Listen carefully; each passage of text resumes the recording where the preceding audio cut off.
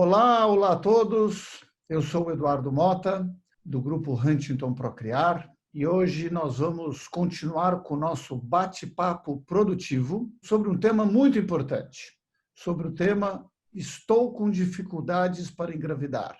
Que exames pedir, o que fazer? E para isso, nós vamos ter aqui conosco, como convidada de honra, a doutora Michele Panzan, que é nossa sócia médica do grupo e responsável pela unidade de Campinas. Michele, tudo bem? Tudo bem, e você, Eduardo? Ótimo, legal. E aí, um casal está com dificuldades para engravidar. Quando é que ele deve procurar alguém? Quando é que ele deve procurar uma clínica? Conta um pouquinho aí, vamos dizer assim, a nossa visão de como é que a gente já deve começar a orientar o casal que não consegue engravidar. O que a gente recomenda é que espere no máximo de 6 meses a 1 ano. E que essa procura ela deve ser mais acelerada quando a paciente ela tiver uma idade superior a 35 anos de idade. Muito bem, o casal, enfim, já está aí há 1 ano sem engravidar, obviamente procurou ajuda médica. Como é que segue esse fluxo? Quer dizer, o que o médico de reprodução deve se atentar? O que o casal mandatoriamente deve ser investigado já nessa consulta inicial? Quais são os passos?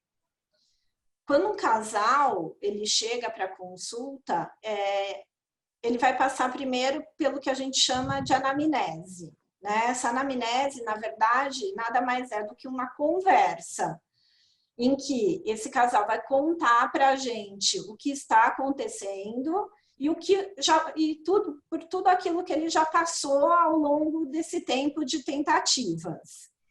Essa primeira etapa, ela é muito importante, porque ela vai servir como um instrumento para a gente para que facilite o nosso diagnóstico e o raciocínio para determinar que tipo de tratamento eles devem seguir.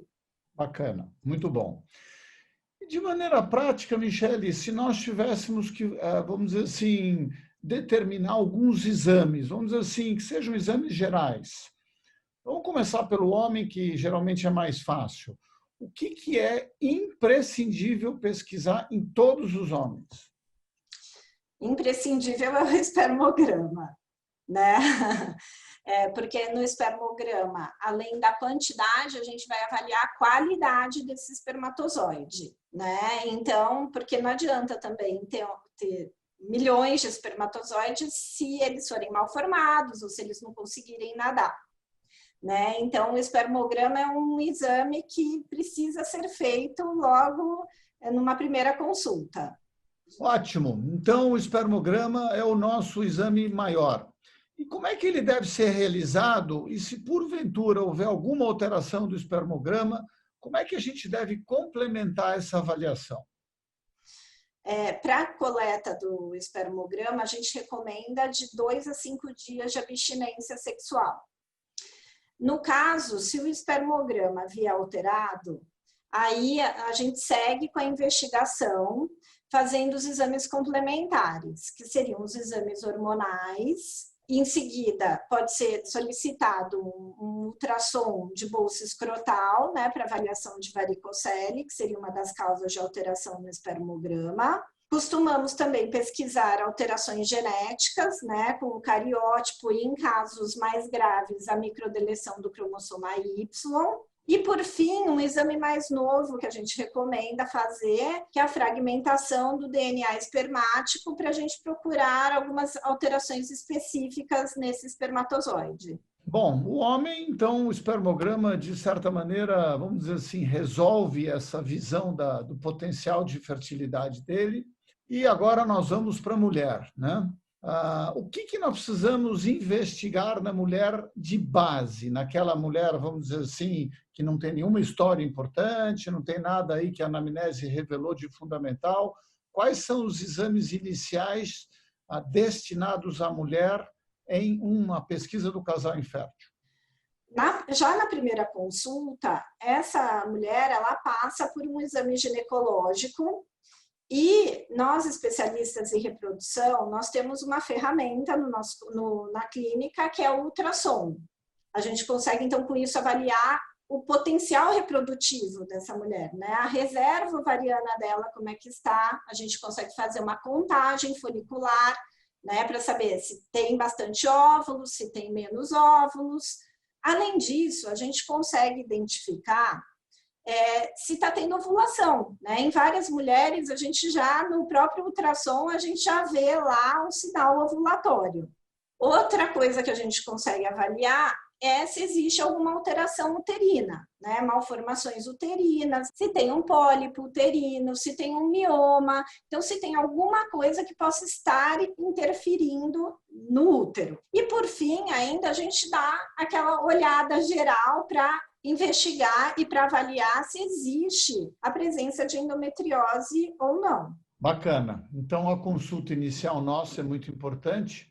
Afinal, dá para ter uma ideia aí da reserva folicular, reserva dos ovários, se existe alguma alteração anatômica no útero e também, vamos dizer assim, de tubas e da pelve de maneira geral. Bacana. E se nós fôssemos pedir exames iniciais a essa mulher, quais exames devem ser solicitados na primeira consulta? A gente sempre começa com os exames hormonais, né? Então, nesses exames hormonais, nós vamos avaliar tudo que poderia estar interferindo para ela ovular, né? Então, alterações de tireoide, que é o TSH e o T4 livre, a prolactina é um hormônio que a gente normalmente libera quando está amamentando. Então, se a mulher não está amamentando, não é para ter a prolactina elevada. Então, ela é importante para a gente também. A gente avalia, então, a reserva ovariana através de hormônios, né, que é o FSH e o estradiol, que são colhidos entre o segundo e o quinto dia do ciclo. E também um outro exame que é muito importante, que é o hormônio antimileriano, que na verdade ele vai estar dando uma visão para a gente de como está a real situação dessa reserva ovariana. Além disso, a gente também pede o cariótipo, né, que é um exame importante para a gente saber se existem alterações genéticas que podem estar interferindo nesse processo de engravidar. A gente pode pedir também alguns exames que a gente chama de painel de trombofilia, que seriam aqueles exames em que a mulher poderia evoluir para um processo de abortamento depois do tratamento, né? Ou que poderia causar algum processo de trombose durante o tratamento. Então, a gente também pode solicitar esses exames. Em relação aos exames de imagem, o primeiro exame a ser solicitado é a esterossalpingografia. É um exame que a maioria das mulheres não gosta muito de fazer porque acha que é dolorido, mas é imprescindível, né? Porque o que ele vai mostrar para a gente? A esterossalpingografia, ela vai demonstrar se existe uma alteração nessas trompas, que pode ser uma obstrução tubária, né? Então, se a trompa estiver obstruída, o óvulo não vai encontrar com o espermatozoide. E vai mostrar para a gente também se ela pode estar aderida. Então, no caso, se ela estiver grudada onde não deve, numa posição inadequada, ela também não vai conseguir captar esse óvulo e, com isso, também o óvulo não vai encontrar com o espermatozoide. Então, existem exames hormonais para avaliar aí o potencial do ovário, a gente já falou. Obviamente, existe esse exame de imagem chamado esterossalpingografia. Agora, a gente sempre deve pedir a esterossalpingografia ou existem algumas situações onde talvez ele não seja necessário? No caso, quando a gente tem um fator masculino grave, né, então a gente separa, né, o fator masculino em leve, moderado e grave. Então, aqueles mais graves, em que a gente já sabe que esse casal vai ter que ir para uma fertilização in vitro, a esterossalpingografia ela se torna dispensável, porque a gente não vai usar essa trompa de qualquer forma. Eu costumo dizer que nós somos a trompa, né? Então, a gente não vai usar a trompa porque a gente vai fazer o papel da tuba, né? Que é o encontro do óvulo com o espermatozoide. Existe ainda uma outra situação, Michele, que ela é, de certo modo, vamos dizer assim, meio renegada, vamos dizer assim, até pelos especialistas de infertilidade, que é uma alteração muito comum nas mulheres. A gente acredita que ela esteja presente aí em 30% e, para alguns autores, em até 50% dos casos de casais inférteis, que é a endometriose. Como é que a gente deve suspeitar da endometriose e quais são os exames em que a gente poderia avaliar se essa endometriose existe ou não no casal infértil? A gente já começa a suspeita pela queixa da paciente, né? Então, se ela já começa contando para a gente na consulta que ela tem aquela cólica menstrual que vem progredindo com o passar do tempo, ou se ela tem dor na relação sexual, e algumas ainda referem dores durante a evacuação, né? No período menstrual, algumas têm dores para evacuar. Então, aí a gente já suspeita da endometriose.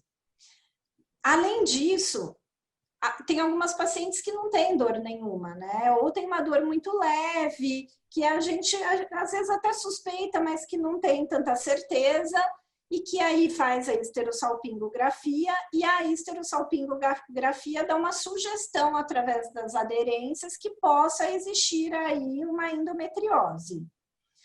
Nesses casos, aí a gente solicita que essas pacientes ou façam uma ressonância magnética ou um ultrassom com preparo intestinal para avaliação dessa endometriose.